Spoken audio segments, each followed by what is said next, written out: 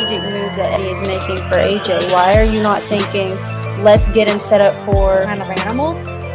If that was years and years and years ago. Like, Clarissa is a way different fighter from when she was back in the Thanks to those joining me live and to those that will be joining me on our defenses that she's had to have recently.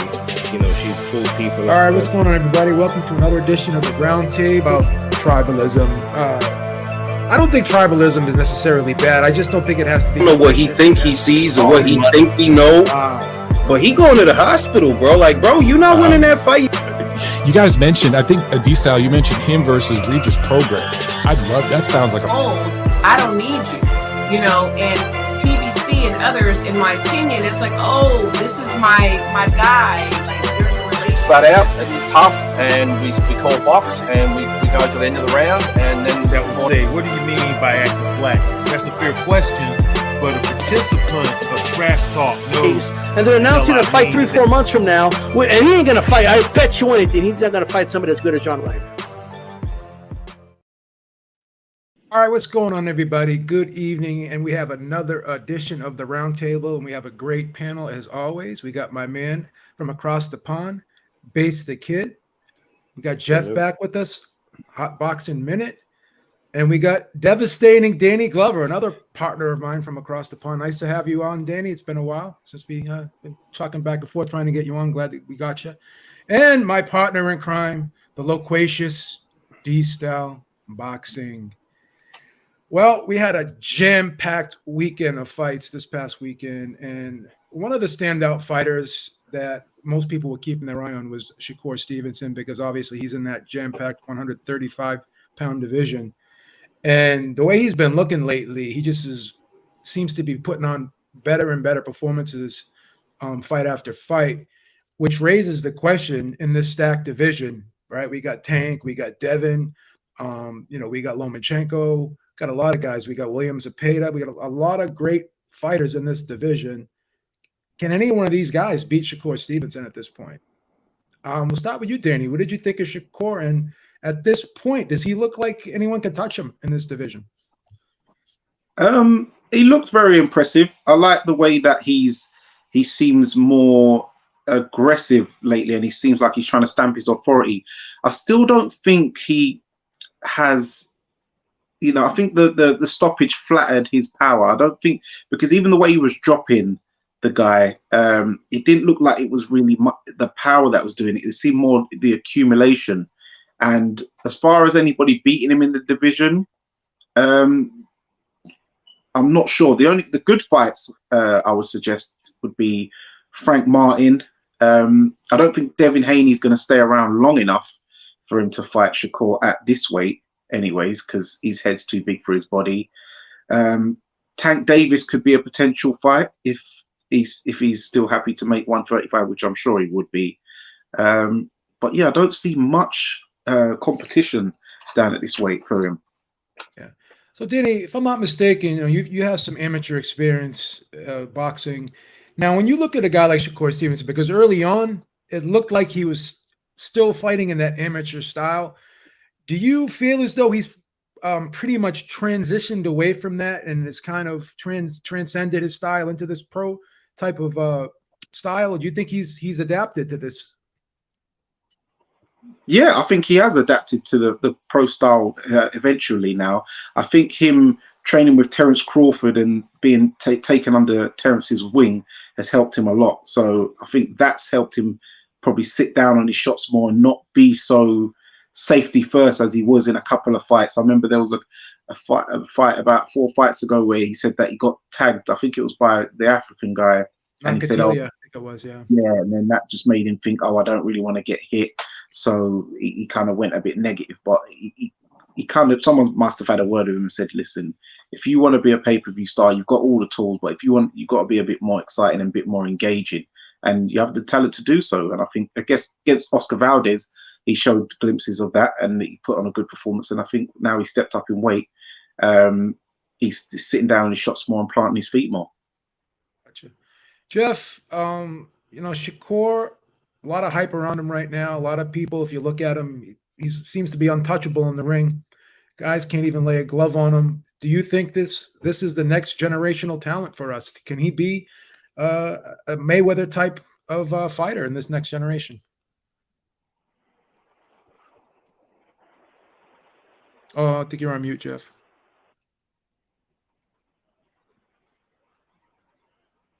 Yeah, I can't hear you. I can't hear Jeff. Yeah. I think he may have to jump off and jump back on. Yeah, we'll let you. We'll pass it over to Base. Base, my heaping too much praise on Shakur. Do you see him as being, the next man in boxing? Could he be a pound for pound guy?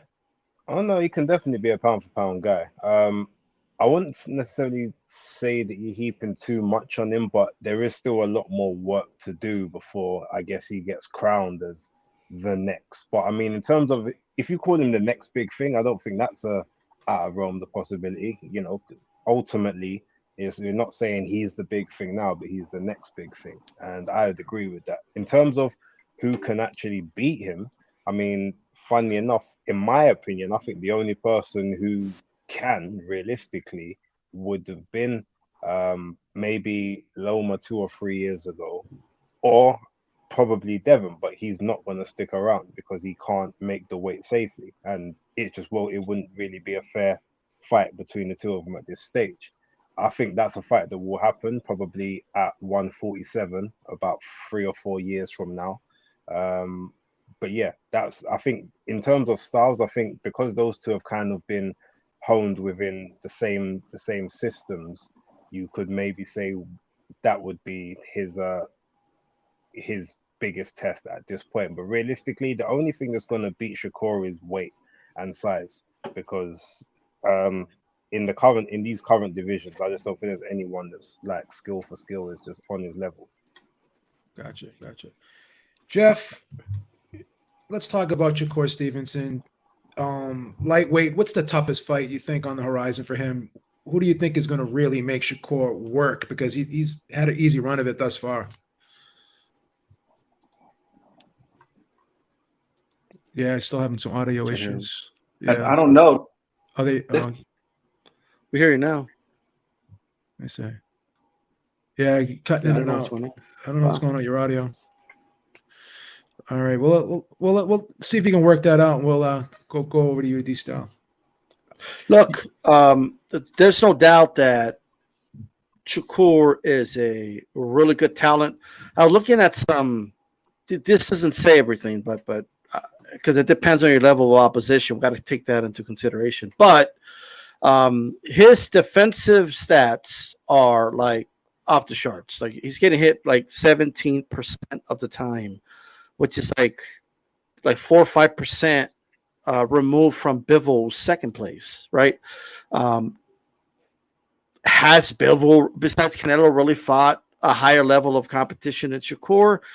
That's debatable, to be quite frank. But I do believe like those numbers are not going to stay as good as his level of opposition increases, but they're still going to be really good. He's a really good fighter. He's very defensively sound. And as Danny said earlier, he's taking more initiative. He's being more aggressive. I think he's hurting guys more often now. And someone did tell him, you have to be more exciting. Someone did approach him and say, you got to do a little more. You have to take a few more chances. And that person, that did that is Timothy Bradley. Timothy Bradley went up to him and said, yo, you got to do more. You have to do more. You got to show us more. And ever since then, I think Shakur might have been angry about it that night, but he took it to heart. And since then, he's been more assertive in these fights. Right now, I would favor Shakur Stevenson, as crazy as it sounds, against anybody at lightweight. Anybody. Put him in the ring. Name him. Any single guy, I will favor Shakur Stevenson. Lomachenko, I would favor Shakur. Haney, if he does stick around, Shakur. Haney at 140, if that happens, Shakur. Right? Anybody. Josh Taylor, Shakur. Like, oh, you can't say. Yeah. Teofimo Lopez, Shakur. I would favor. Doesn't mean he's unbeatable. I would just favor him against anybody, 135 and 140 today. And he's only getting better. And another thing is he's growing into the division. and he has more confidence in his power now. And I think he's going to be a problem for absolutely anybody. If you get too aggressive, he's going to hurt you, right? And if you stay too defensive or try to box him on the outside, he's going to easily outbox you. So it's going to be very difficult for guys to beat him, quite frankly. In hindsight, like Valdez is a really good fighter and couldn't really do anything in the ring with him, you know.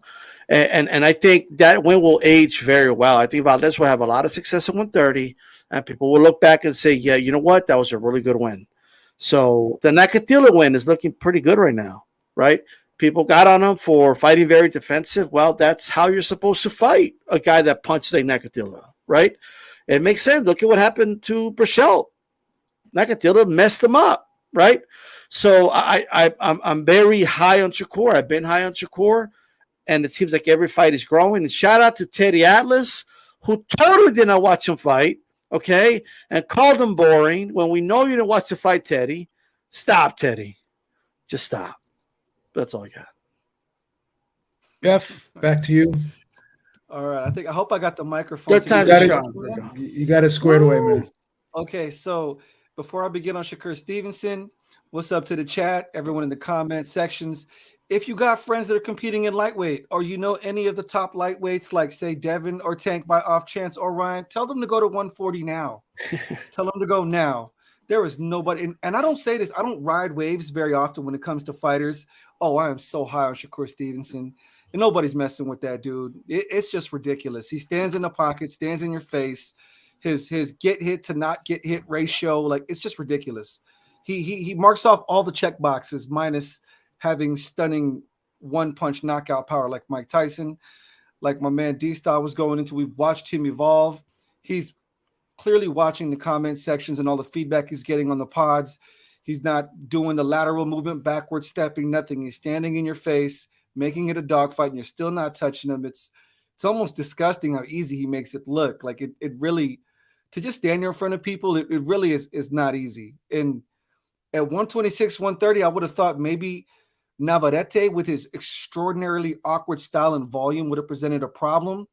But even then, minimal chance on that. I don't see anybody in the top 10 right now, the division, not Maxie Hughes, not anybody, not George Kambosos, not William Zepeda, nobody. I see him piecing up Tank. I see him exploiting Ryan Garcia. And I think maybe power punchers like Tank and Ryan, maybe if they get lucky, could clip him.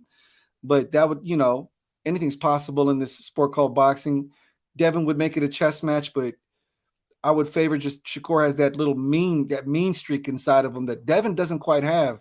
So I would favor even Shakur in that matchup too. So no, I don't see anybody messing with that dude. Shakur is that guy. And for the foreseeable future at 135, even at 140, like D-Star was saying, I don't know if anybody messes with him. Maybe gives him more competitive fights at 140. When all is said and done, he might have to push up to 147 and do some Pernell Whitaker stuff as far as his weight classes. But yeah, nobody's messing with that dude, Shakur. Brick City, stand up. They got a gym. Brick City, baby. Well, this was the shocker of the weekend, and I blame one person for this, and he's right below me. That's D-Style Boxing, who put the jinx on Sebastian Fundora last week, saying that he was going to get knocked out, saying that this was going to be the upset of the week. And just like the Drake curse, we have the D-Style curse, and lo and behold, Fundora gets. Oh, don't give me too much credit. I didn't predict the upset. He gets started. Don't try to walk it back now. A lot of people lost money because of you. A lot of people. You busted a lot of people's parlays, man. But in all seriousness, you know, a lot of times in boxing, you know, we like to throw the baby out with the bathwater. And there were people that were saying, like, you know, don't get too high on this guy Fundora because they didn't like, you know, the fact that he's not always defensively responsible. I used to watch him and I would see him roll a lot of these shots and kind of not take the brunt of them. But ironically enough, he was rolling against Mendoza. But that one time Mendoza clipped him, he rolled he tried to slip it, but he dipped into it and he went to sleep. So he's a young kid, but how does he bounce back from this? Did we overrate him, or did some people overrate him as being a threat in this division? Can he bounce back and still become a champion? Can he take some of these guys out? What do you think, Base? How would he match up against a guy like Tim Tszyu? I don't think he'll do too well against him because essentially the thing with Sebastian Fundora is he doesn't play to his strengths. That's the first thing. He's a 6'5", 6'6", 154 pounder. 154, generally speaking, is gonna be between 5'9" and maybe 6'1", maximum 6'2", generally speaking. So you're always gonna have that height and reach advantage, and he doesn't use it. He doesn't keep people on the end of a jab. He doesn't know how to throw a straight. He collapses the pocket to make up for the fact that his jab is more of a almost like a probing rangefinder as opposed to something to keep someone deterred. People, they manage to get onto the inside. He prefers to fight mid-range, which when you've got arms as long as his, you're never going to get to the punch before someone with shorter arms than you. It doesn't make sense. So now he's been lucky previously to just be, I guess, that natural bully that can kind of just sort of tower over someone, maybe use a bit of his weight and then sort of just dig someone the inside and maybe keep his head out the way, a bit like a praying mantis. But once you kind of get on the inside of that range, his defense isn't that great. And I've seen him in other fights. He also doesn't take shots very well. But being that tall, you're not going to. There's no meat on his body to absorb a shot. So he's never really taken shots that great. He's just obviously been fighting people that don't know how to, exploit his frailties. Brian Mendoza basically kind of showed you how to do it. Erickson Lubin gave you the blueprint initially. He just couldn't fully execute it himself. But he showed you how you get this guy in trouble and how you have success. So can he bounce back? Yeah, but I don't think he should be staying at 154 personally. I've said from time, like the lowest weight he should realistically be in is 168. No, 168. Okay. Yeah, I thought you put some of that natural size back on you. Go to a weight class where you're gonna actually be healthy, and just work on. If you work on those long range fundamentals and use your actual advantages, then definitely I think he's got place in division, even if it's at 160. He can be a champ, but he's got a lot of work that he needs to do. But because he's so young, there's a lot of time to make those improvements. But it just depends on how stuck in his ways he is or how well he takes direction. So yeah. That was going to be my next question. You took the words right out of my mouth. Should he move up and maybe his body's not fully filled out, and that's probably why he's not as durable? Yeah. Maybe he'd be more durable if he filled out. I was kind of thinking the same thing. What do you think, Danny? Is Base make a great point there with him being probably in the wrong weight class? Yeah, I think, but I don't think that his body has filled out yet, because you look at him, he still looks like he still needs developing, but maybe due to his height, when you're that tall, you become a bit of a later developer than someone who's a bit shorter and a bit more tank-like. But I had some notes about the fight. So yeah, Brian Mendoza, 22-2 with 16 KOs. So he's a man who could punch. As Base said, Lubin already showed a blueprint on to drop him. Ocampo rocked him in the fight. Sergio Garcia was able to tag him quite often. And when you're that tall, when you are getting hit, you're normally going to get hit on the chin and the jaw. You're not really going to take it on the cheek or the temple because he's so tall. Even as Base said, if he goes to 168, he'd actually still be the tallest in that weight division at 168, because there's no one that tall up there. And then the problem with him is he's a bit like, I don't know if you're familiar with a guy over in England called Shakan Pitters. He's a light heavyweight fighter, former British champion. He's 6'6", and he doesn't play to his strengths. He comes in a crouch position and tries to fight on the inside too much and hook with a hooker. And it's kind of like when going back to Shakur Stevenson, people sometimes complain about, he's not that exciting enough, then Floyd's not that exciting enough. But sometimes when you are trying to be too exciting, then look what happens. You get your clock cleaned and you get taken out like Fundora. So is it worth trying to be exciting and, get stuck in and crash, bang, wallop, and then you get knocked out? Or is it sometimes better to play to your strengths and make sure you get the W, because that's where you move up in the rankings? Yeah, you walk a fine line there. You have to have that happy medium. You have to know when to be exciting and when to kind of lay back a little bit. You got to let the excitement develop and not really try to force the excitement sometimes. So, Jeff, was Fundora just a victim of the D-style curse, or do you think he'll come back? You never know how they're going to react to a knockout like this. There's different case scenarios of stuff like this. We recently saw with Josue Vargas. He has not been the same. He got taken out by a relative journeyman, Miguel Burchelt most recently with Oscar Valdez. But then you also have cases like Manny Pacquiao gets knocked out, damn near dies, come back and still wins straps, Yeah. So these are case-by-case basis. We're going to find out what Sebastian Fundora is made of. Brian Mendoza was a puncher.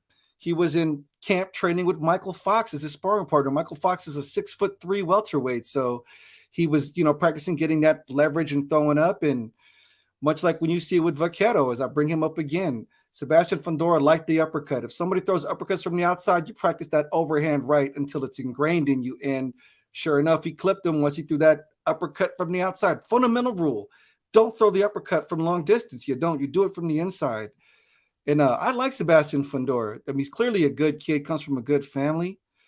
If I was just, this is coming from straight left field land of imagination, just looking at Sebastian Fundora, I'm theorizing maybe he might just not have the physical hand-eye-foot coordination to use his physical tools from long range. I think he might even be blind as a bat. That's why he fights up close.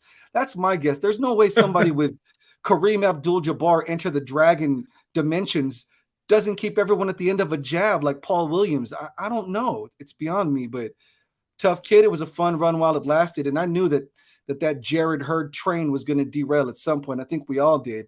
Didn't take a genius to see that. And only time will tell if Sebastian Fundora recovers, if he stays at 154 or he decides to move up to super heavyweight. I don't know. Kid is 6'6", but he's a nice kid. And I hope he recovers and does nicely, but there's lots of examples that'll show that he won't recover. There's other examples that shows that he can. So depends on what the size of that dog inside his chest is. And that's on that kid. But hats off to Brian Mendoza, La Bala. He's coming off 2 back-to-back wins, Jason Rosario, and now Sebastian Fundora. All right, D-Style, I'm going to ask you to look into your crystal ball. And what does the future hold for Sebastian Fundora? Yeah. First of all, shout out to Ismael Salas, man. Like, that's number one. You know what I mean? Like, just shout out. I can't remember a trainer that gets so many upsets. It's crazy. All right. But I would love to sit here and be like, oh yeah, I totally saw this coming this weekend. I predicted that he would get knocked out. No, I predicted Fundora to win. That was my prediction. Okay. What I had said was that he's a knockout waiting to happen. Like, it's going to happen at some point, right? I was telling you the climate, not the weather, right? And you could so I wasn't shocked that it happened, but I didn't think it was going to be Brian Mendoza, but I wasn't like, I was surprised but not shocked when it happened, though, if that makes sense. It wasn't like, oh my God, right? Someone told me you had a voodoo doll in your house. Here's the red flag. You simulated it. No, like, well, I bet on him. And I had a friend that I recommended to add him in the parlay, so I'm not exactly happy. But here's the thing. This is a red flag, okay? A real red flag. Anytime, and we're going to talk about him later, but he's another one, all right? Joe Joyce is another one. Anytime there's a fighter that people cannot stop talking about how great the chin is. Man, that guy's got a great chin. He just takes everything. He keeps coming. He doesn't stop. My God, he was taking everything from Dubois and didn't stop coming after him. Oh, my God. Taka was lighting him up, and like Joyce just walked through him like nothing. He ate those right hands like M&Ms. Fundora, he could just take everything. He doesn't stop. Well, we know a dude's chin is that good. That's a red flag. All right? Because nobody should be getting hit over and over and over and over again like that. Like, what do you mean you're going to fix it? Michael Myers is a movie, bro. Jason takes punishment, keeps coming. That's a movie. Everything in life is fight night. All of it. There's not a dude alive ever that just took all the punishment and then he never ended up getting knocked out. Eventually, it gets cracked. Eventually, yeah, you could keep hitting the dam with a sledgehammer over and over, and that dam is going to take that punishment over and over. But as soon as there's a little crack and water starts to leak, we know what happens to a dam, right? And they're damned after that.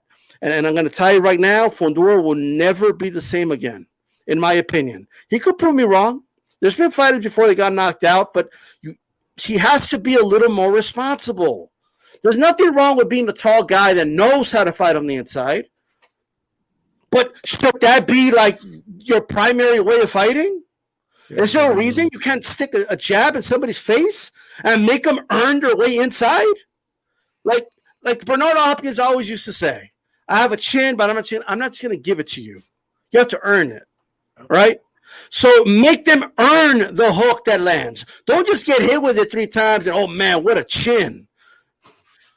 If we're complimenting the chin, not because they're not getting hit, not because they got hit with a good shot. Like Floyd had a good chin, because when he did get clipped, he would take the shot. But guess what? He wasn't taking it over and over and over again, right? So that's what the red flag with Fundora was. It's not over by any means. And maybe him not being the same is actually better. Maybe it'll convince him to be a little more, you know what, I'm human, and I need to be more defensively responsible. Maybe I need to stick a jab in somebody's face, right? Maybe I need to work from the outside and okay, I'll slug it with them when they earn their way on the inside. And I think that should be the course of action for him moving forward, in my opinion. Brian Mendoza, by the way, if I'm Team Zoo, I give him a nice little call. I say, great upset. How about we do it in June? That's what I would do. And he deserves a shot and a crack at somebody like Tim Zoo, in my opinion. But after that big victory, but that's what I would do. It's just a recommendation. I'm just throwing it out there, Grant Jennings. But I'm just saying, that's it. That's all I got. Do you think he'll move up, or do you think he'll stay at 154? Or do you think he'll stay there? Okay. Yeah. He ain't gonna take no punt. Like, he's gonna have to fill in. Yeah. He looks like that dude from Street Fighter. What was that dude with the long arms? Zangief. He looks like right now he's got to fill in. Dalsim. Dalsim. Sorry, Dalsim, not Zangief. Yeah. But you notice how what was it? Even in the video game, his strength was you have to fight dudes from the outside. You know what I mean? You didn't go in there with Bison, fight him on the inside with that guy. Yeah. I'm just saying. It's true. Well, another upset this weekend, and truth be told, I actually thought MJ won this one. I thought he edged it. I thought he finished strong. I thought he got off to a slow start, but shout out to Tapalis. He put in some early rounds, but for me, I just think Akhmadaliev finished stronger. I thought the rounds he won, he was a little cleaner with those rounds, but I could see Tapalis getting the decision, but I just didn't expect that he would. But with that being said, because MJ was talked about as being the obvious choice for the winner of Fulton versus Inoue, right? So does Tapalis slide right in there? And how would he fare in that slot that MJ once had? Should he get a unification fight next? And does he have a shot at winning it? If he does, we'll start with you, Jeff. Tapalis. Well, I didn't see him beating MJ. I'll be honest. I'm Filipino myself, but I didn't see him beating MJ like that. It was a close fight. I did favor the decision in Tapalis' favor as the fight kind of went on. It could have gone to MJ. He was the champion, and it wasn't a definitive one-sided decision fight in favor of Tapalis. But I didn't disagree with the decision because it's difficult when you have a person that people didn't expect to do as well. That also influences how judges perceive a fight, because I think most people thought, oh, this is just going to be a warm-up for MJ while he waits for Inoue and Cool Boy Steph to work out, and here we are now. Tapalis is now the unified super bantamweight champion. Hats off to Tapalis, man. What an excellent fight. MJ, I think he did not take this challenge seriously enough. I know he was kind of looking a little chubby there for a minute. I think maybe the weight cut might have affected his performance. Either way, in this game, it's merciless and ruthless, and there's no excuses. So it is what it is. Maybe he gives the rematch back to MJ. I don't know. If I was Tapalis, I would sit and wait for the Stephen Inoue fight to play out and try to get the biggest paycheck I can, because I don't see Tapalis holding on to those belts for too much longer. All right. Yeah, I was just about to ask Dave that question. Welcome, Dave. How you doing, brother? I'm doing good. Thanks, guys. Good. So, just to speak off of, I don't want to put words in Jeff's mouth, and I'm sure he's not insinuating this, but I'm going to ask it. Do you think Tapalis is a one-hit wonder, or do you think he has staying power now as the champion? Yeah, he boxed beautifully that night. I think he edged it out to me 7-5, but he could end up being like the trajectory of Kambosos. Like, I do agree that there might be an element to a one-hit wonder, and because of that, I would absolutely try to cash out and wait for the Inoue versus that fight upcoming and try to go for a undisputed.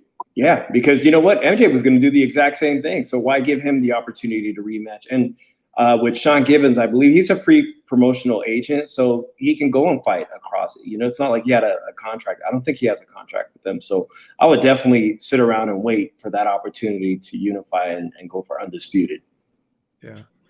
You know, it's funny too with the lighter weight guys. They don't have the luxury sometimes of you know, sitting and waiting around and just being incentivized to take the stay busy fights like some of these other fighters at the higher weight classes do. So it's quite possible that you know, that fight will get made in order for everyone to be able to make money, right? So D, what do you think of Tapalis? And same question to you. Was this kind of a flash in the pan, or is this guy for real?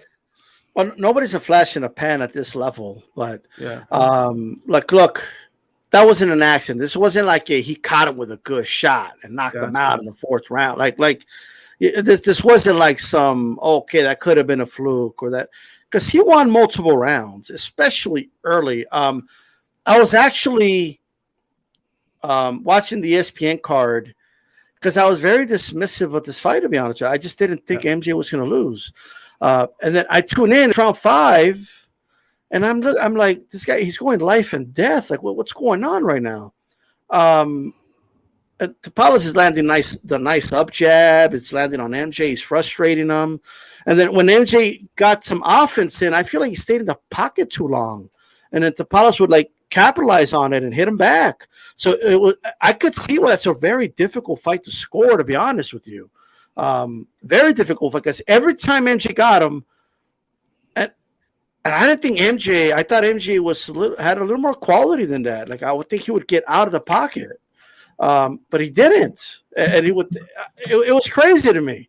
But I felt, this is my opinion, MJ got some separation in the last 4 rounds, although 11 was close. But I felt he got some separation. But was it enough? I mean, it was a tale of two halves, this fight. Yeah. So just because you did better in the second half, we can't forget we score every round the same, right? I had it 7-5 MJ. But I'm not crying over spilled milk. I mean, it could have gone the other way. Yeah. And it does feel good to see the B-side guy get the benefit of the doubt. Well, we're used to it going the other way sometimes. I will say this, though. MJ, even against Roman, it was the same thing. A close fight, would stay in the pocket too long. You can't stay in the pocket too long like that against an Inoue or a Fulton. They're going to eat you alive if you do that. So I think MJ needs to fix that. I don't know what that means. If that means he needs to get a new trainer, I don't know. But I think it's a very fixable thing. Like, stop admiring your work a little too long, because I think that backfired him in this fight, especially in the second half. About Tapalis, I'm waiting on the winner of Inoue versus Fulton for sure. Like, there's no doubt that's what I'm waiting on. That's for Undisputed. You have your meal ticket to Undisputed. Like, you wait, you do what Caleb Plant did. Learn from Caleb Plant, clutch that belt, and say, yo, I'm waiting. Okay, I'm here for Undisputed. That's what I'm here for. You know what I mean? If you're going to put on the line for that, and there's no shame in losing. Because, Jeff, no offense to your Filipino brother, I don't think he has a shot against Inoue or Fulton. I don't either. But then again, I didn't think he had a shot at this fight, so what do I know? Right? I don't know. He definitely doesn't have a shot. Once you put the curse on somebody, it's done. I don't know. That's what I think. Christ sakes, this kid. You're like, oh my God, like a voodoo doll. But Danny, was this just a styles make fights type of thing, or can Tapalis beat some? Does he have a shot at this undisputed fight? I don't think he beat someone like Inoue, but I don't think this was a one-hit wonder, because he boxed a very good fight. So because as there was 3 shows going on at the same time, so I had to watch it the next day. So there was notes I took of the fight. So the first round I gave to Tapalis. The second round, especially as he landed the left uppercut, right hooks, and also another good thing. I'm glad that this fight was good because it dispelled the myth that they always say 2 southpaws make a boring fight. Because this was actually a good action-packed fight. To be fair, the styles gelled very well. Also, he was landing check hooks to Tapalis.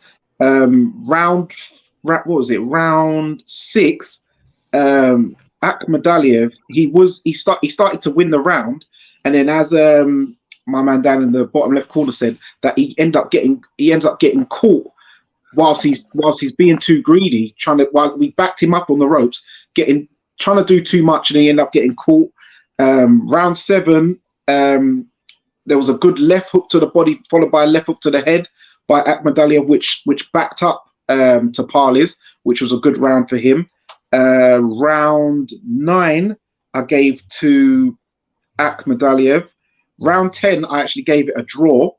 The 11th I gave to Tapalis, and round 12 I gave to Akhmadaliev. He finished strong, but I don't think it was enough. I had him losing on the cards, but I think that someone like Tapalis, he could fight, if he is going to fight someone in the interim, he could have all Filipino clashes with guys like either Casemiro, Mike Plania, or Carl James Martin. So if he wants to have a fight in between before he fights for the undisputed.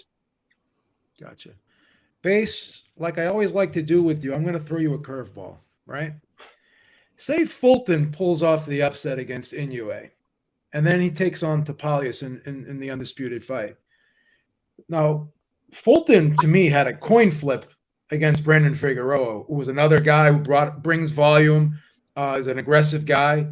Tapalis he's not Figueroa, but he does have a similarity in that he's very offensive-minded. He comes forward, throws a lot of punches like Figueroa. How would Tapalis? I don't think Tapalis matches up great against Inoue. I don't think, and many of us do think he does. But say, like I said, Fulton versus Tapalis, is that a little bit interesting in your opinion?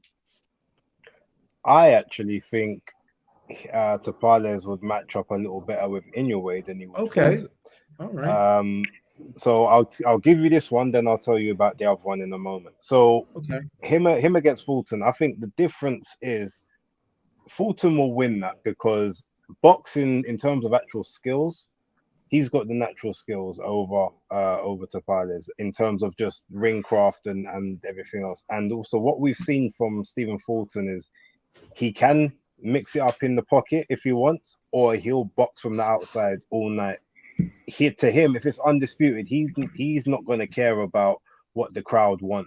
And if the crowd want a war, he'll fight at his pace. He'll control tempo. He'll hit, move, pivot, switch angles, and just be happy all night, just boxing from the outside, making it boring and getting all 4 of them belts before moving up. Whereas Inoue is going to make it more of an action-packed fight. And in that sense, that's where Tapalis may have a bit more success.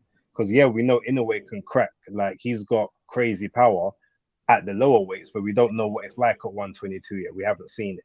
So just for that in itself, Tapalis might back his chin against Inoue, or he might back his ability to counterpunch, or Inoue maybe staying on the inside a bit too much. So I feel like he would match up better with Inoue personally in terms of a success metric to Fulton. I mean, in terms of power, Fulton isn't sort of the strongest, so Tapalis wouldn't necessarily worry about that. But as I said, because Fulton wouldn't care to make whether he makes it a boring fight or not, he'll just want the belts, and he's able to work at that game plan. So that's why I kind of think Inoue would be a better fit for Tapalis. So I threw a curveball at you, and you threw one back at me. All right, fair enough. That's what I do. That's right. D-Style poses a very good question there. Shout out to D-Style, the $5 super chat. He said, what if Donaire moves to 122 to fight Tapalis? Who wins? Well, initially Donaire did say that he wanted to stay at like 118. He was even thinking about going back down to 115, I heard him say. But this may be the fight where he would go to 122 for an all-Filipino showdown, right? This could be interesting. I see the angle here, and I think it, it has some merit to it. To be perfectly fair, yeah, I agree. I think that would be just really quick. I think Donaire beats him, to be honest. But really, yeah, I don't know. I think it's maybe I don't know. That's a good. That's something. That's a head scratcher, right?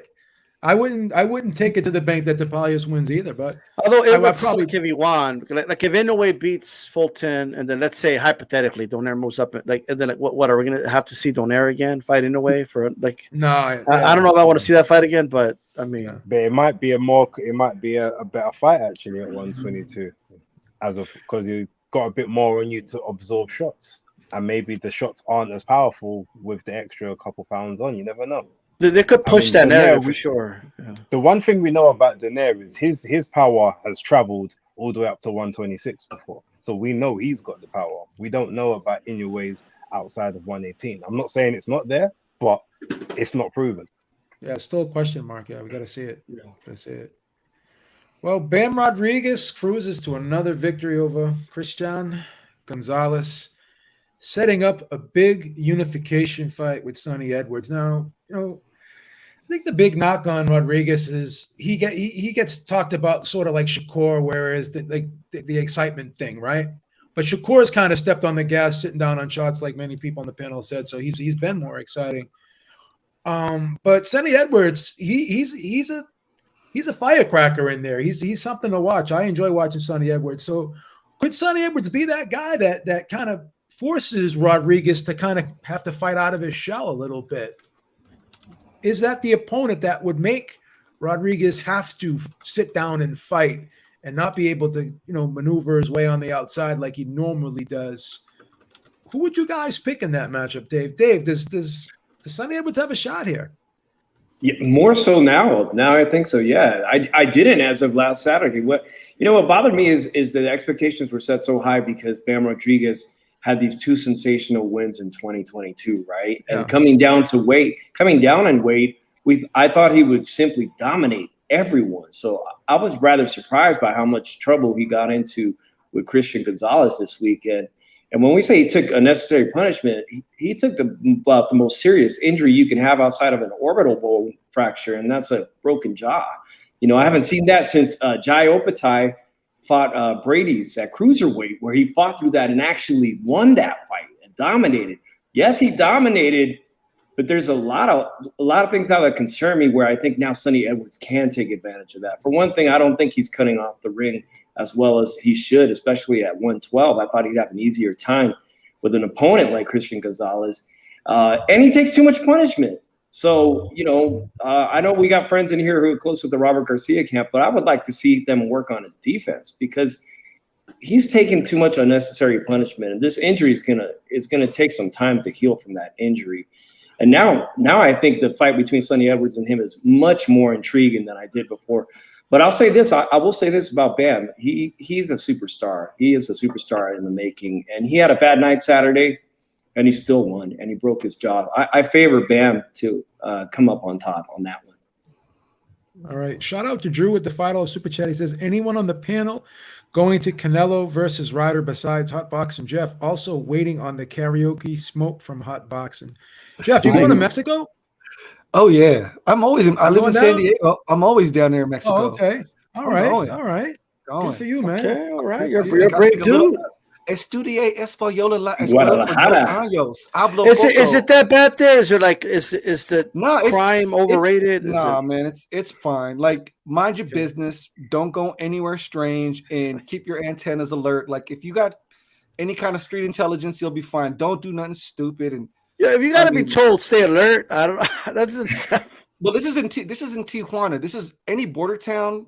Whether you're in Tijuana or you're by Juarez in Texas, it's always border towns. Like, the further in you go, it's like this scenic National Geographic looking ass shit. Like, Mexico's nice. Like, you don't even got to. I've been crossing the border since I was a kid, since I grew up out here, by myself since I was 15 years old, and I know how to navigate it. So it's safe enough. Jalisco is a very beautiful place, so I'm going. Maybe you got it like that, Jeff. Maybe you got it like that. You got it like that. I think a lot of people Like, mind your own business. Let the Yeah. cartel do what they're doing. If they're doing some shit, just don't look that direction. Just They keep don't walking forward. care about us.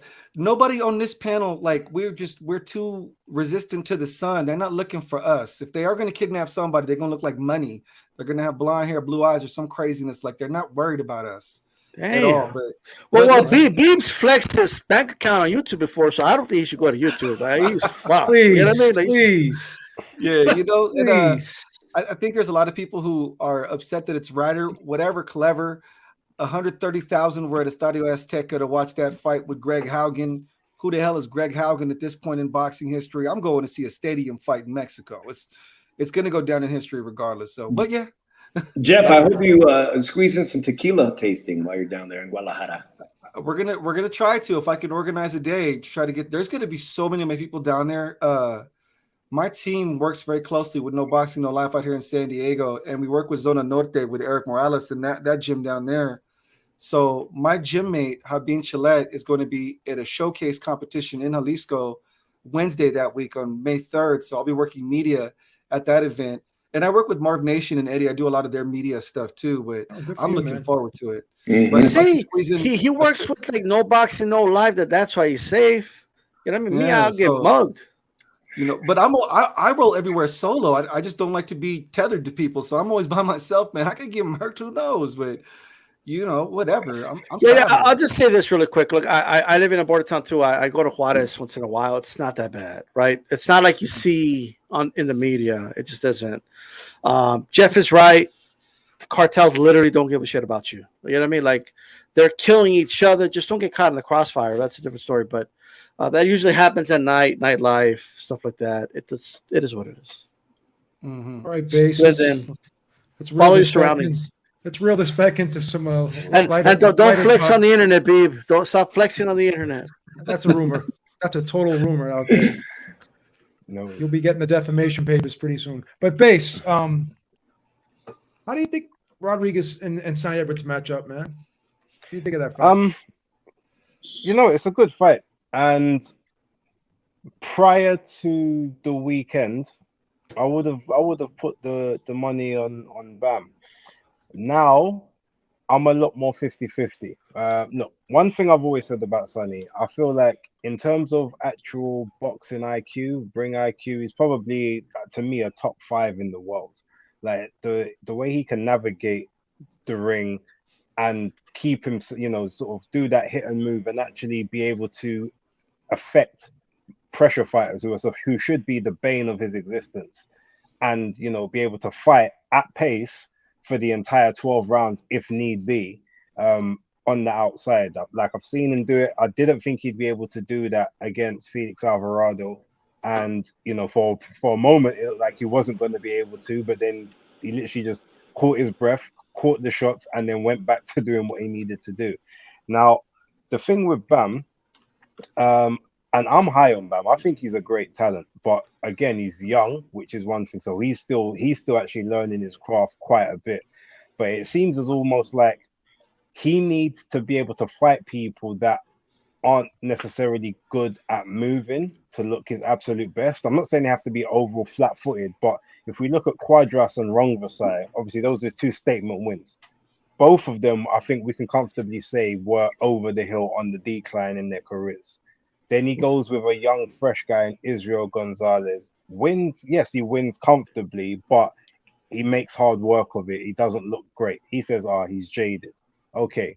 Then you go into this fight where you got Cristian Gonzalez, who, said he was going to go toe-to-toe with him, but then went on the back foot and moved. And maybe you can say that either he spent a bit too much time at the ring, so he wasn't as fluid as he needed to be, or he prepared for a style that the guy didn't give him. And he wasn't, and obviously he managed to, I guess, switch it up a bit on the night, but in terms of switching it up and making that transition, he ended up taking a lot more punishment than he needed to. Probably because the shots didn't really bother him as much until obviously you walk in with your mouth open and crack and get your jaw broken. But I guess it's just a case that maybe he's the type of person that the right style suits him. One thing I will say though is he knows how Sonny Edwards fights.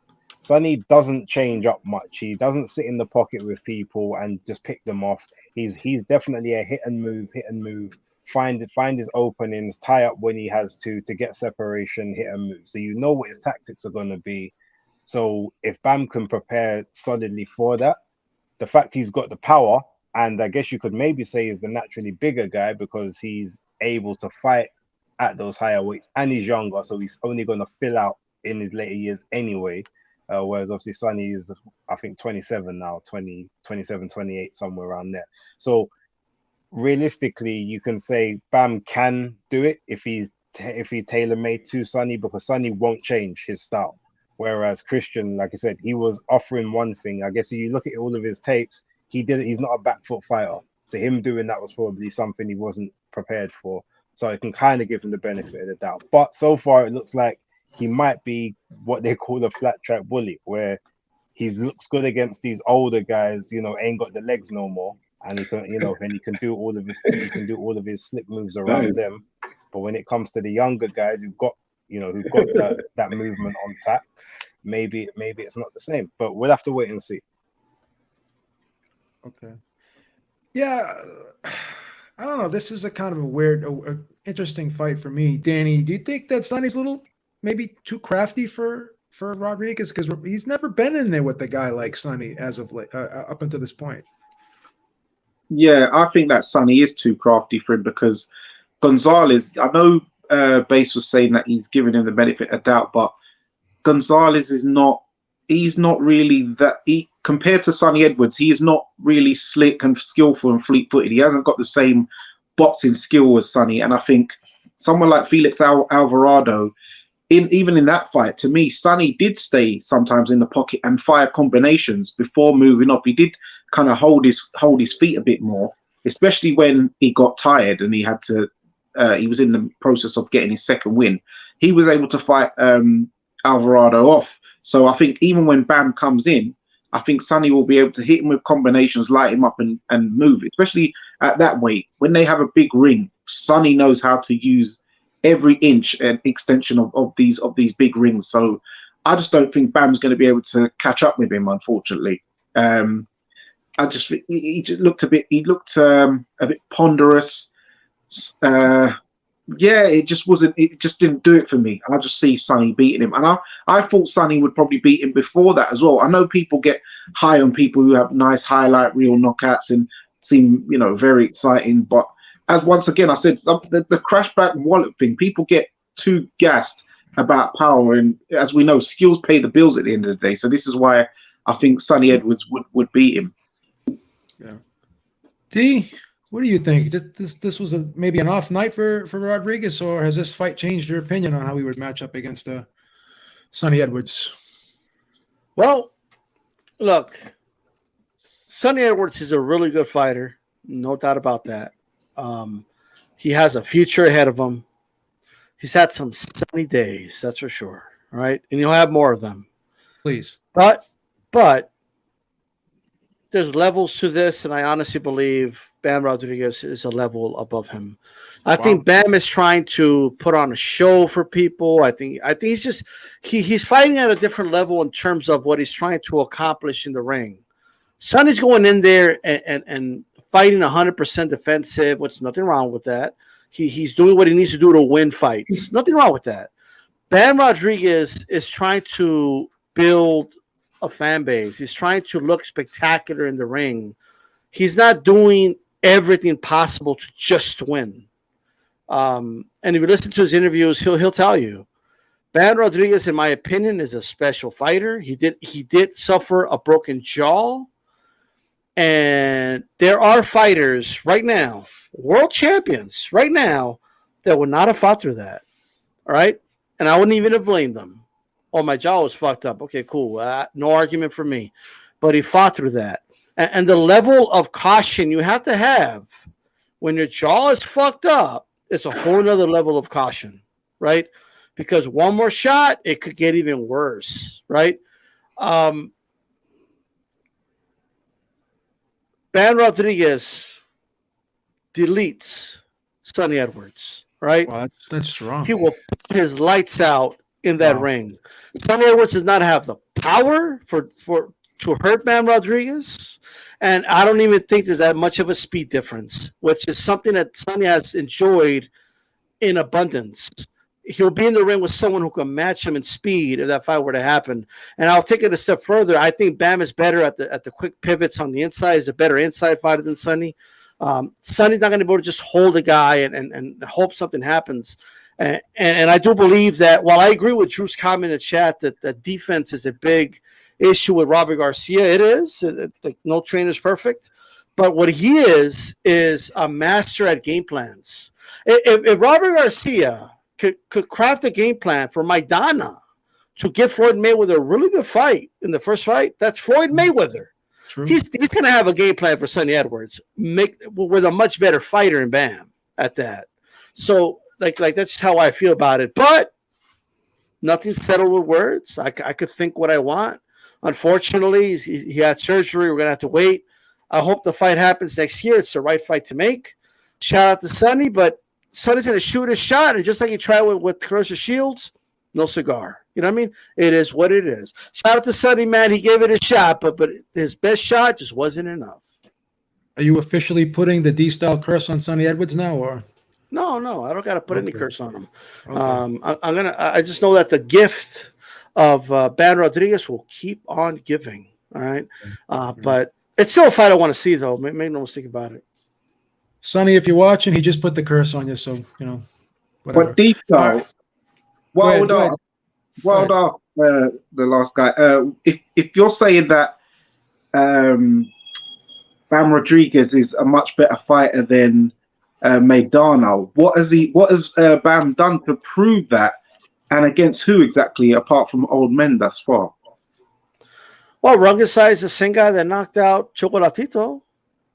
Arguably, I mean, in my opinion, he knocked out Cuadras, who was just coming off a war with Gallo Estrada. I mean, you could say that they're old, but they're still really good fighters. They were still ranked top 10, top 5 in the division.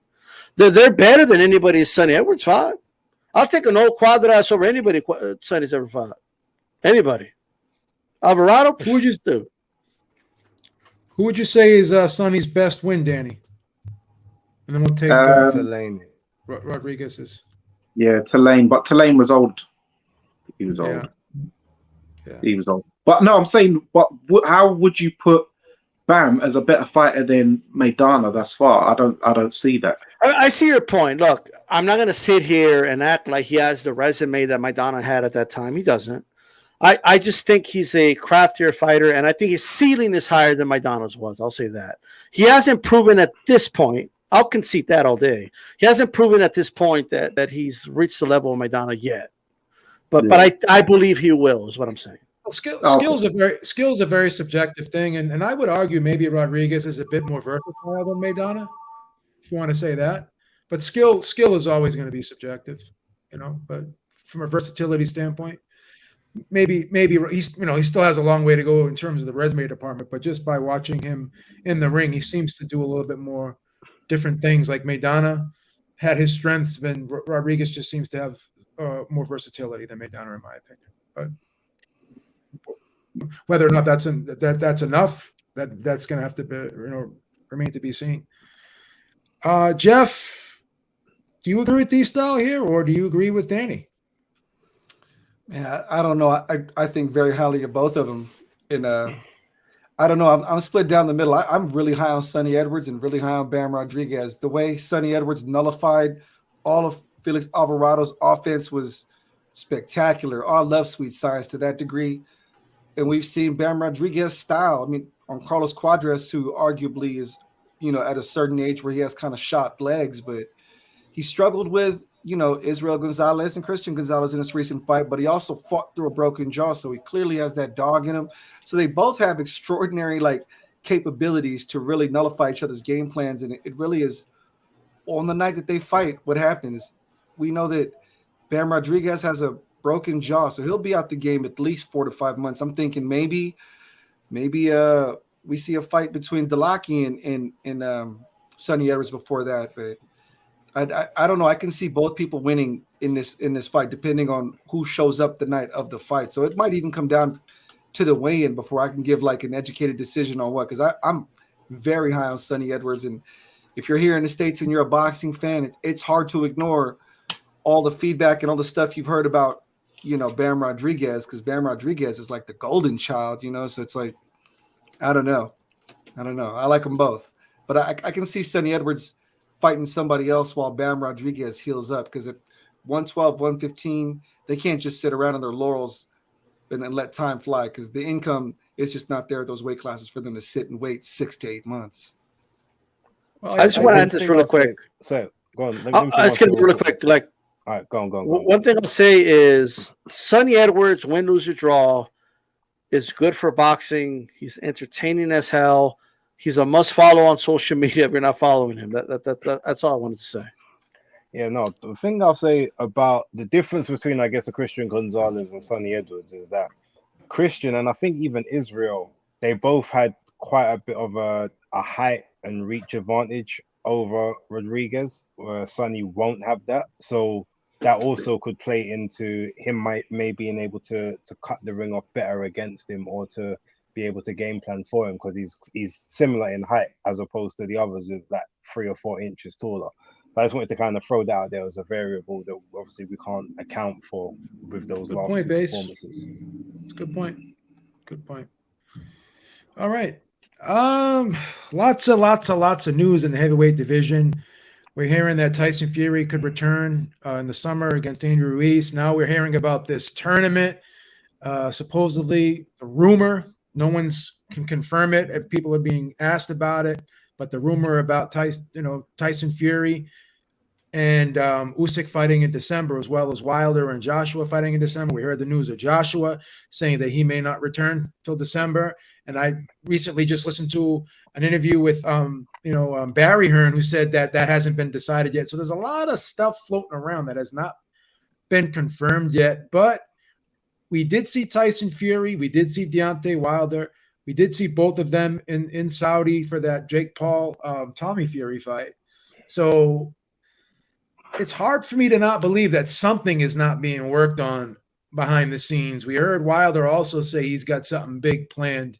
So how does this whole thing shape out? We'll start with you, D-Star. You're on mute, sir. All right, so reports are coming out. Here's what I don't understand.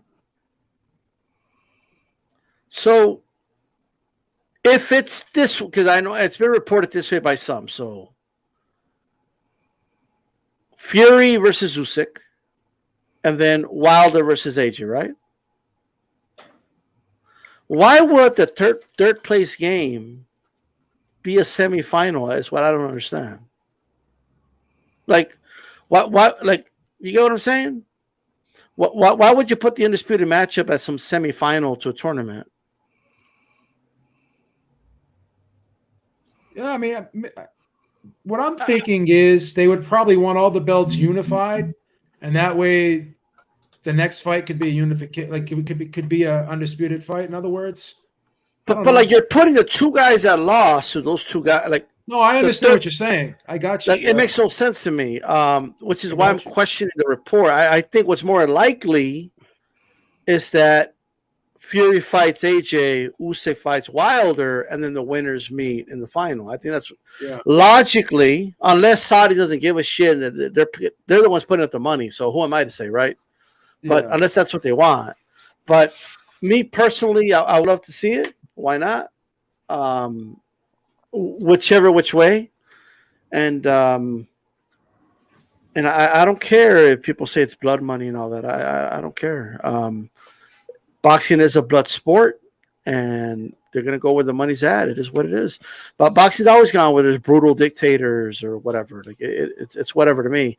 But more likely Fury comes out on top if they would do that. But I think there's legs. The reports have legs in it for sure, in my opinion. Yeah. There's got to be some type of truth. Because to it. Wilder said there's something big. That the Fury Usyk fight got postponed, and Usyk's people is even coming out saying, "Oh, don't blame Fury, whatever." Arum's alluded to, Saudi Arabia Like if you look at the evidence, like all the arrows are pointing towards Saudi Arabia. A lot of circumstantial evidence, right? For sure. Got you.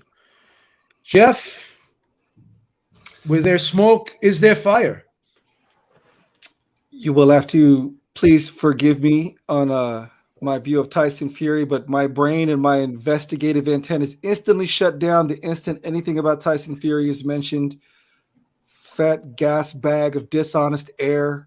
I don't believe anything he says. I was really high on Tyson Fury for a long time. That whole story arch of dug himself out the gutters of alcohol and substance abuse and mental health crisis. Now I just believe he's a con man trying to do whatever he can to scam as much money as he can out of boxing, which is perfectly fine. This isn't a virtue signal type of sport. But so when I see rumors involving Tyson, I don't believe anything until a proper official announcement gets made. I don't really know. There's so much money out there in the Middle East and Saudi Arabia. They are clearly financially and wholeheartedly invested in bringing boxing to that region.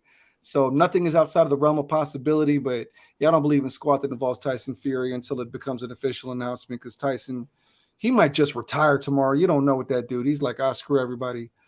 But yeah, that's what I think. Yeah, it could happen. It's could happen. So let me ask you this, Jeff.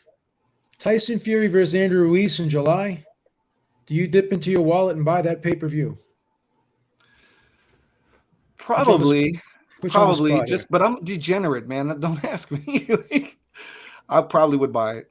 That's right. Because Andy Ruiz I like Andy, and he's like a SoCal staple. I'm here in San Diego, so he's kind of been a fixture in the Southern California scene. He's come to my gym several times, so I would support probably on principle. Yeah. All right, so Base, I gotta add a little something to the question for you, because you may or may not have any information on this, because there's another rumor going on to add to this whole tournament, this Tyson Fury and Ruiz thing, and that is people are saying that AJ failed the drug test. Have you heard anything about that over in the UK? I mean, yeah, I've heard rumors, but literally those rumors have absolutely no legs at all. AJ is, if he's not the first, he's the second biggest like sports star in the UK right now. If he had failed a drug test, or there was even a hint of that, there would be alleged reports all over BBC News, ITV News, Sky Sports, BT, everywhere. Nowhere apart from a few people on Twitter have made these claims. So yeah, I don't really see any truth to that. And even the thing is, even if that was the case, he wouldn't say I'm scheduled to fight in December, because then you have absolutely no way of knowing when you're next going to be cleared, or when your hearing's going to be, or if you have the hearing, if you can guarantee that you're actually going to get off on the hearing, because remember, everything is strict liability, right? So it goes from 4 years to 2 years if you can prove it wasn't intentional. And then outside of that, it might be 6 months, or if it's a straight contamination, you might just get cleared. But it's going to take a long period of time for that to happen. So for him to say that he's got something going in December, yeah, there's absolutely no way that there's anything drug related with regards to that. Got you. Shout out to Drew again. He says he agrees with Jeff, but it has legs because they saw how much money they're losing by turning down initial Saudi offer down for Usyk and seeing what the UK site fee was. Okay, that's undeniable that there is more money in Saudi. I think we can all agree on that. Oh yeah. Killer Calix, do you believe any of these rumors? Do any of these rumors have legs? Do you think that this tournament is possible for December? And do you think that Tyson Fury will return in the summer against Andy Ruiz? B, when you're asking me about Tyson Fury, all bets are off. Like, I don't know what to believe. I mean, he could retire. He could hire a new trainer and retire 2 days later, because he literally did that last year. So the audio is bad. The mic's not plugged in correctly. You having some issues with your mic, Alex? I don't know if you can adjust it. You're getting some static on your mic. See? Yeah, it's a little crackly. We'll go to Danny, and then I'll go back to you, Calix, okay? Until you get that worked out. All right. Danny, are you have you lost faith in Tyson Fury as well? Do you think he may just pack it up and retire? The best heavyweight of all time. What do you think? No, I don't think he can. He won't do it. He's a mind gamer player, but what he is, he's losing a lot of respect from the British fans, especially even the Furyites. And I think that's what's gonna force him to keep fighting. But at some point, he has to fight. Well, he's already lost a lot of popularity because of the Usyk debacle. But yeah, I think with the Saudi money coming in, I think that will tickle his fancy to go into a tournament, especially. But he might pull a fast one where he will say, "Oh, but I want to choose who my first opponent is in this tournament," and it will probably be the easiest touch, which he believes, which probably might be Andy Ruiz. Got you. The board shuffled around. Dave, did I go to you already on this? Yeah, let me go to you with the board. But I just want to say, I know we fat shamed Andy Ruiz on this show here. We've done that before. Maybe we, and I like this fight. D-Style is a big fat shamer. He always fat shames Andy Ruiz. I think it's horrible when he does that. No, I was going to say, I like this stay busy fight for Tyson Fury. First of all, Andy Ruiz merits it. He's a former world champion. He's played spoiler. He's very comfortable going traveling the world to fight someone. Arguably, he beat Joseph Parker. He did beat Anthony Joshua. It makes an interesting fight. And I'll tell you what, I'll be happy to pay for that fight. I don't mind paying for that fight and keeping the gravy train going for Andy Ruiz. He seems like a really nice guy, and I think he merits this fight and an opportunity. He's arguably still in the top 5 heavyweights. So if he gets a shot at Tyson, so be it. I'm down for that. I'd appreciate watching that. Does he win? No. And in regards to these rumors, these wild rumors about a tournament in Saudi Arabia, I know just a few weeks back we were touching on that, whether or not it was going to happen, and now we're hearing that they might have a super fight with 2 super fights. That breaks the mold and the model promoters do. There's a main event and there's a co-main. This sounds crazy to me, but whatever you got to do to pay for it, building new stadiums, anything could happen. We're just about a week away from one of the biggest pay-per-view potential pay-per-views between 2 guys who don't even hold real titles. So anything's possible. Okay.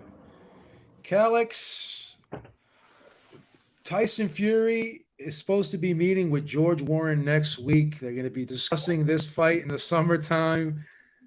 Do you believe that Tyson Fury fights in the summer? And do you believe that this tournament happens? Y'all should be hearing me good right now, right? You sound beautiful. Okay, yeah. I forgot to plug something up, but I don't, to be honest with you, I'm pretty pessimistic, B. I'm pretty He's pessimistic. the best of all time. He's the best of all time. There are 3 divisions right now where I'm pessimistic, and it's the sexy divisions, unfortunately. It's heavyweight, welterweight, and middleweight. And middleweight, unfortunately, I don't see us digging a hole out of that anytime soon. Good Lord. That's the worst division I've ever seen since I've been covering boxing currently.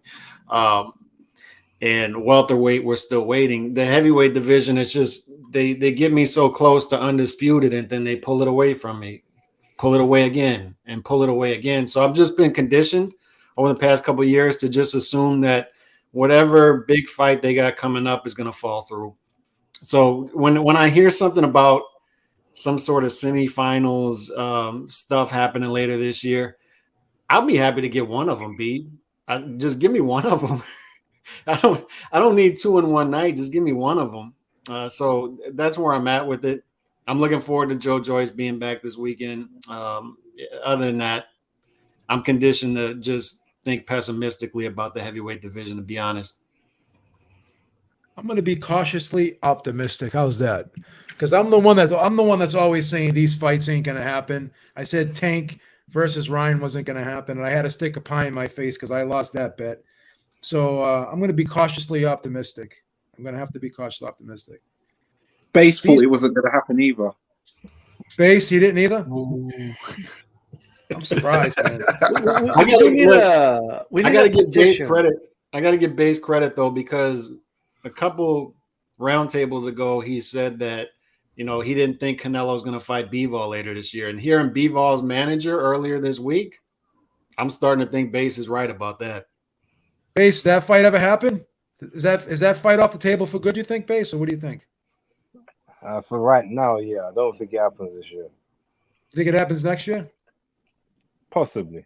Okay. I'm just trying to put you on the spot. I'm trying to get a nail you down on something. But we do need a petition for B speaking blasphemy, like just randomly throwing out that Fury is the best of all time. I don't know about that. I don't. There's no consensus in that. That there's no like you get 100 people.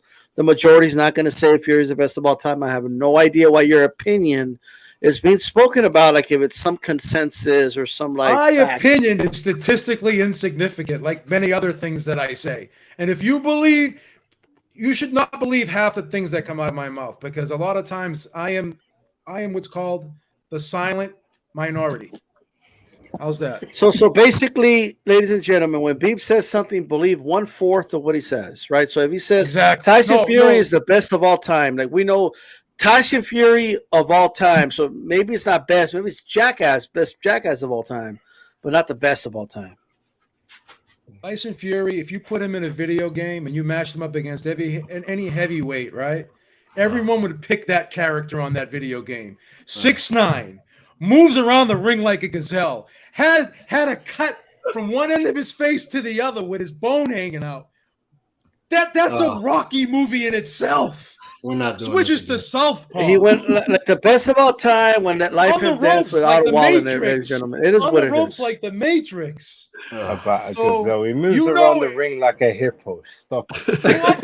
That sounds like a better script than Creed 3. Vitaly Klitschko knocks him out. Vitaly? Lennox Lewis knocks him out. Yeah. No way.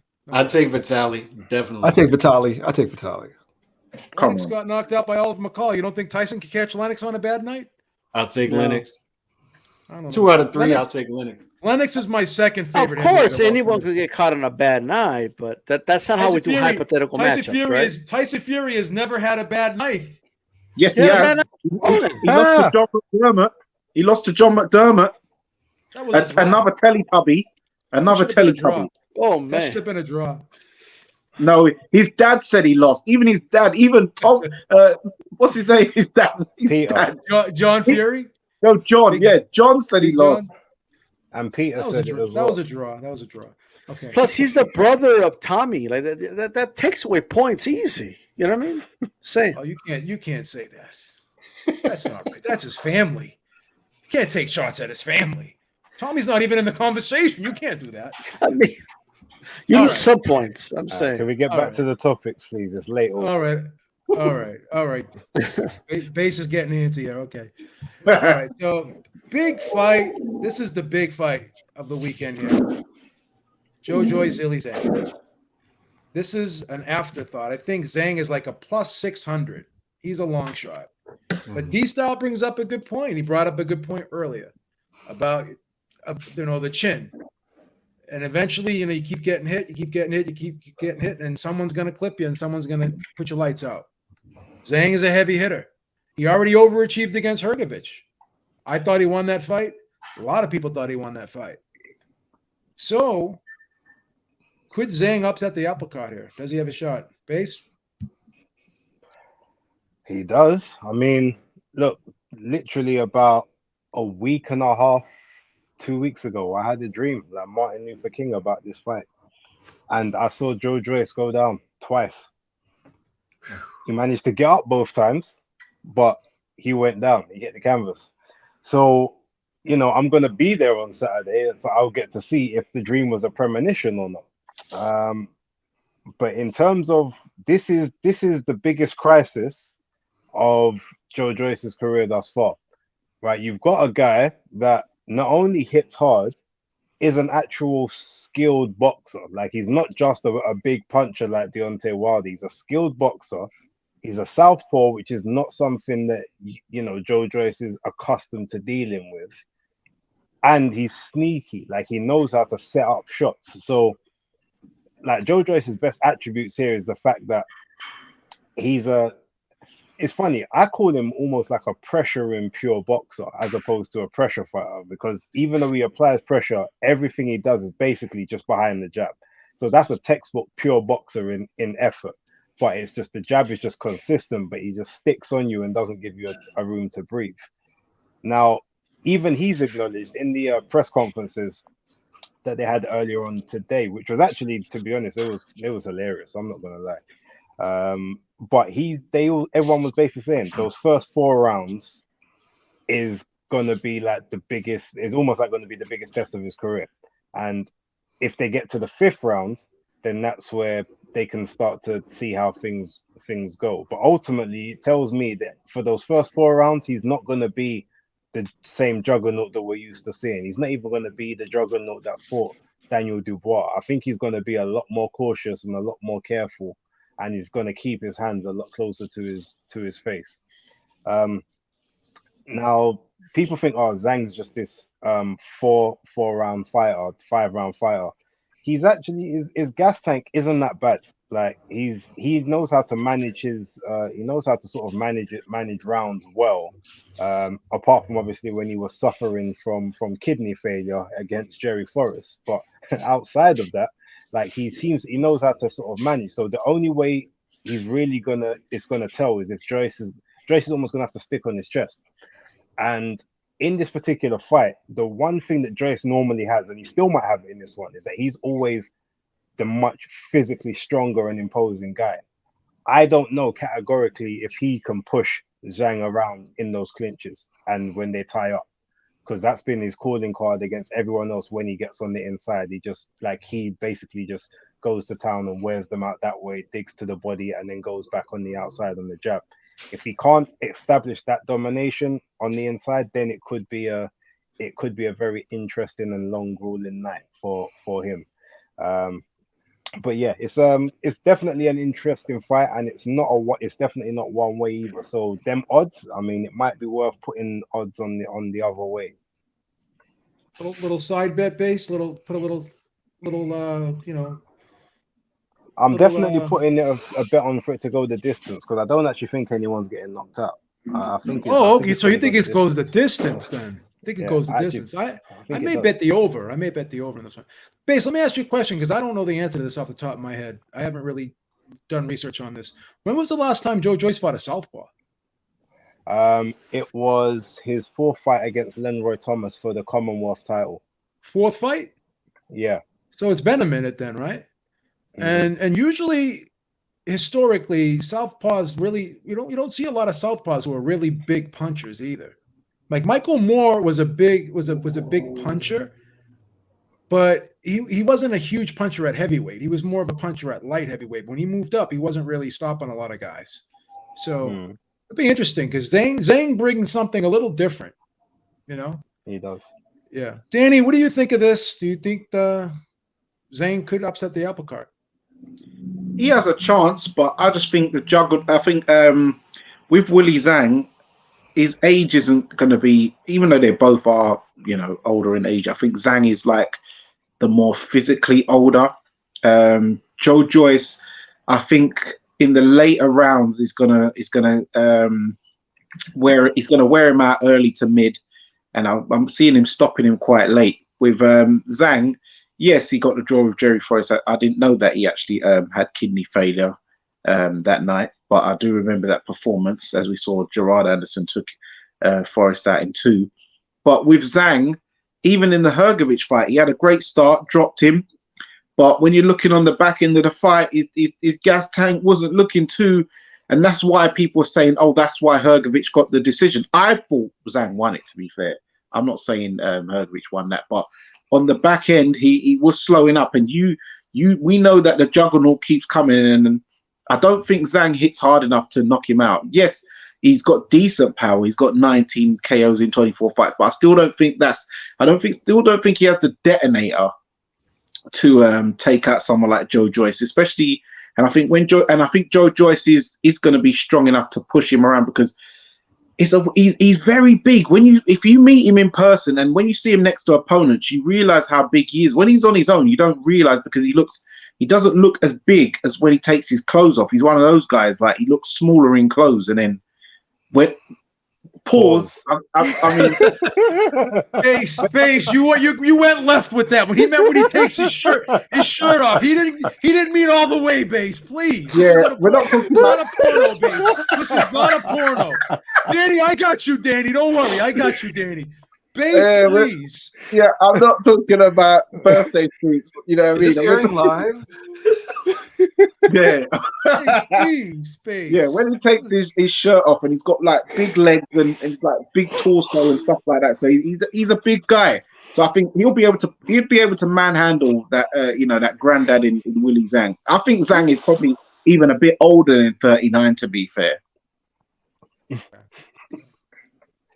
Can I just make one point to you, Danny? Sure, You say Go obviously ahead. he's gonna stop him. He might stop him late. Yeah, you might be right. That's a fair assessment. But let's not forget, he only stopped Joseph Parker in the 11th, and Joseph Parker was getting beat up from the second round. So I think Zhang can take more damage than Parker can, and I think he can absorb more shots and nullify more work. So that's why I think it goes the distance. He probably can absorb more punishment, but his gas tank, because you see, when your gas tank goes, it's, for instance, like when you look at Anthony Yard, he was able to take some big shots early, but once the gas tank went, that's when his legs went. And I think that's what's going to happen with Zhang. It's because of the stamina what's going to get him to get taken. Kind of like Joseph Parker, but because Joseph Parker's a lot more younger and youthful, it took a bit while longer to wear him out. I got the bet for both of you guys. The over-under is 8.5. Just take the over. 8.5. It's a -115. That's not bad. Yeah, I'll take the over. Just take the over. The over is good. Over is good. Just like I took the over in the AJ fight. I thought AJ would stop him, but I didn't think it would be early. I thought it would probably stop him about 9 or 10 rounds. The over-under in that fight was 7.5. Jeff, you taking the over? What do you think? I can see both scenarios playing out. I think about that Brian Jennings fight, and clearly Joe Joyce has a problem with speed. He's, essentially a British zombie in the ring with extraordinary cardio and output. And any number of things could happen. That Big Bang Zhang, he's got those combination punches. He knows how to get his head off the center line. He punches with you. And so with that slow speed of Joe Joyce, but then again, Joe Joyce has been impressing me the last year or two. When he first, showed up on the scene after his amateur career, I was like, this guy is slow. What? And then he just started to mow through everybody. And I'm not a big fan of the whole, he's got a granite chin thing. I'm not a big fan of that being a fighter's star quality, because chins tend to crack. Very few fighters that have granite chins carry it throughout the entirety of their careers. I mean, maybe he is, a guy like Gennady Golovkin or something like that, but we'll find out against Big Bang Zhang.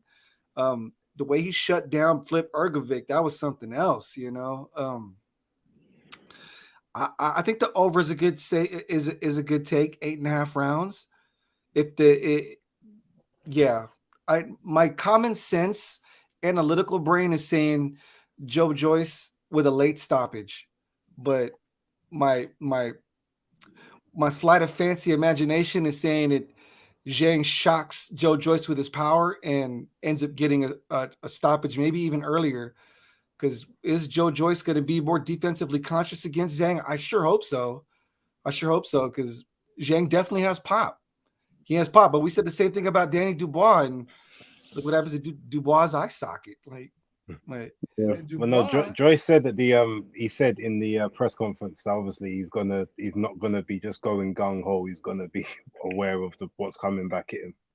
Mm-hmm. He might say that, but when he's in there, sometimes people resort to type. And what people say, he's got great chin and stuff like that, but a lot of people don't give credit that Joe Joyce actually rides a lot of the shots. You think he's taking it just full pelt on, but he does. His reactions are slow-ish, so he sees it, moves a bit, so he takes even 20% out of a shot, which is enough for him to absorb it. He doesn't just sit there like actually take the full 100% bomb all the time, like someone like Carl Froch, for instance. Maybe he's like, what's his name? Jorge Chavallo. Dude fought all of them. Ron Lau, Muhammad Ali, George Ford, never got knocked out. Maybe Maybe he's built like that. We won't know until the end of his career. Or if Oliver anybody's McCall. Yeah, Oliver it's- McCall. if And it's Oliver McCall crazy had a solid too. chin too. Go ahead. It's crazy too because what round did he stop Parker in base? The 9th or the 10th round was it? It was the Or 11th. 11th, okay. And he knocked Dubois out the 11th. So a lot of those stoppages are late stoppages. So I think he'll probably get him in 10 or 11 myself. Dave, do you think this fight goes some rounds? Do you think it goes a distance? How do you see this playing out? My first sense is that it is going to go the potentially 11 or 12 rounds before ultimately a stoppage. But I do think there's a strong argument that early on, Zhang is going to have a lot of success early on. But, we've seen him fade. These are arguably two undefeated fighters, man. Silver medalists, a southpaw, and you got these guys didn't need to fight each other, man. This is a great fight. But listen, Zhang tends to fade in the mid rounds, and he's not going to be able to keep up with that high volume that the Juggernaut produces 80 punches per round. He's just not going to be able to keep that. I think Zhang throws like somewhere like 30 to 40 max, and ultimately that pressure is just going to be too much. There's also something I think Joyce has an intangible, and that's who's in his corner, man, because Ismael Salas of Las Vegas is on a hot winning streak. Big time. Robeisio Ramirez just picked up the featherweight championship. Then you had last weekend Brian Mendoza. There's some magic going on in that camp, going on in that ring, going on in that gym. There's some magic going on there. I think Zhang doesn't really have a good chance of winning this fight. It's definitely going to go either the distance or a late stoppage for the Juggernaut. Calix taking the over? No. And Jesus. Okay. I want to ask the two UK guys on the panel is, what do you think when you hear the name Howard Foster pop up? Oh, that's what I'm saying. Like when it's the same feeling I get when I hear Lawrence Cole's name pop up in Texas. It's like it's a guy who is there to cater to the A-side fighter. And when I saw Howard Foster this morning, I'm like, I see a quick. Wait, is he refereeing? He's the referee in the fight. No. I want my money back. When you see Zhilei Zhang's corner, their team is up in arms about this. So that's what I'm saying. Like when They're you're complaining about it, Calix. And when you're a betting guy, like I look at lines like crazy. You look at stuff like this, and when I see that referee's name pop up, I think that's that Fabio Wardley fight was a crock of shit. What was that about? That's what I'm saying. Coffee was lucid. This has early stoppage written all. This has Joe Joyce is gonna get Zhang pinned into a corner, throw about 15 to 20 unanswered shots, sort of like what you saw. Not that. What's his name from the Contender when he went over there to fight Calzaghe? Not that he was ever going to beat Calzaghe. But Peter Manfredo. Peter Manfredo. Yeah. That stoppage was a quick one. Why? Because Calzaghe just got him in the corner and 20 unanswered punches. I could see something like that happening where you can have Zhilei Zhang pinned into a corner. Joe Joyce throws 20 straight shots in the 4th or 5th round, and they just stop the fight.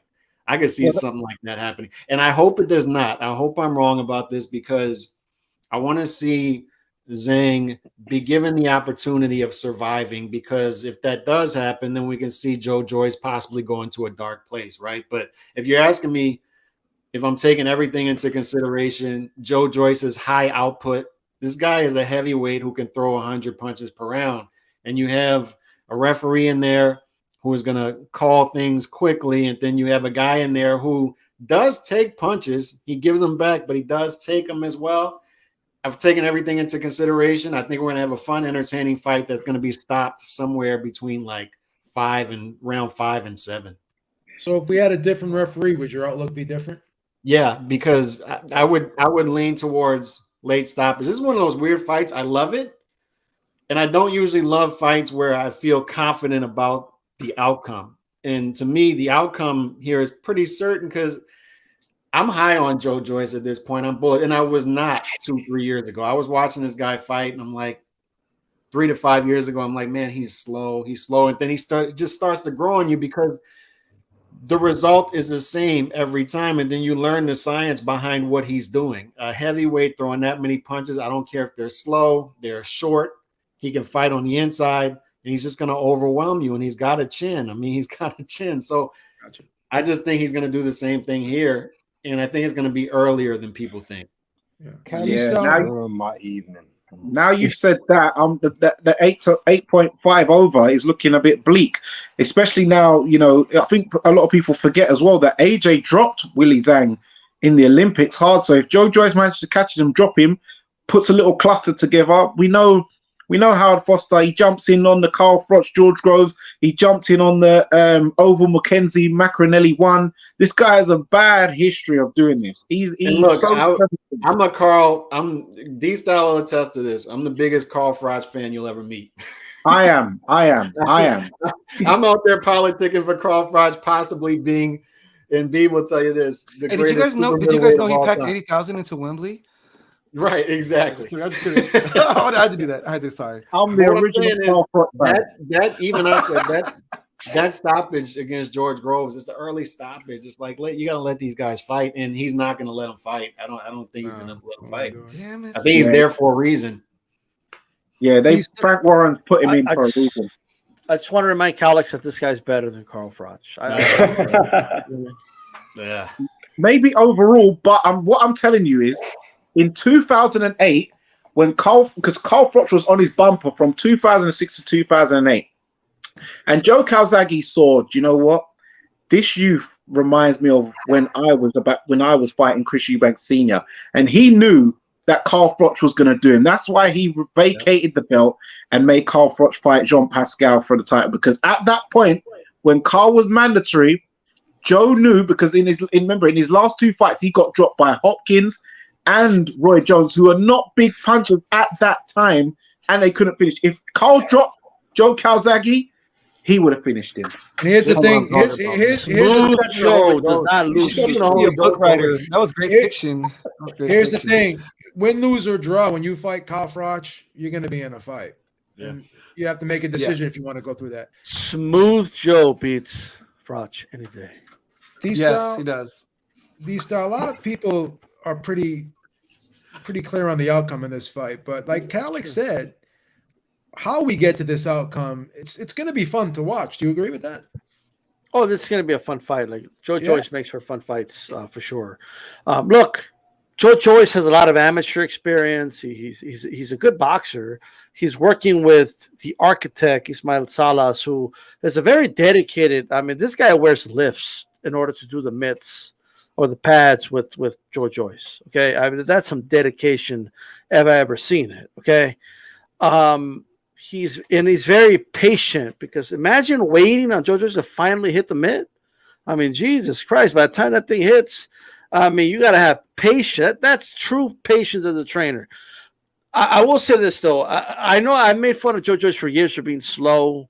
Please. But he's proof that if you have the right technique, which he does, he throws the punches like down the pipe, like a perfect trajectory. He does not, telegraph his punches, right? And it's proof that if you have the right technique, you're going to land, right? Because all slow Joyce jokes aside, he's always in front of you. He throws the punches down the pipe, and he doesn't stop, right? And he's heavy-handed. And that has to be demoralizing to a fighter. And it has been. We saw it with Dubois. Like, Dubois was landing everything on him. And he wouldn't stop coming. And he just landed that hammer fist jab and in the same spot, which shows you the accuracy to the point where Dubois' orbital bone was messed up and he had to take a knee. I mean, everything with Joe Joyce is methodical, right? And everything is obviously, there's a method to it. He's not just going out there blindly, just stalking guys. You know what I mean? He's doing it behind the jab. He's doing it with fundamentals. But I personally, and I do agree with, he does right the shots and stuff like that. There's no doubt about that. But he also gets hit with a lot of clean shots. And I just think, I don't know. I think he's going to be a little more cautious in this fight. I think he's going to be a little more defensively sound, which I think is going to create a lot of separation in some of the rounds. And I think he's going to be comfortable doing it. And I think it's going to go the distance, regardless of who the ref is. how I feel. Taking the over? I'll go with the over. Okay. All right. I don't know, Calix. D-Style's taking the over. He's been on a hot streak lately. Yeah. I think he's wrong here. Okay. You're wrong here. And shout out to Makila Mayer. She'll be on the undercard. I think she should have. Oh, I forgot about that. I forgot fight. about that. It's a good fight. Yeah. All right, that's about it, guys. That's all we got for today. Thank you so much to the chat. Thank you, everyone in the panel. This was a very lively discussion, and catch you next week. Peace out. Bless up.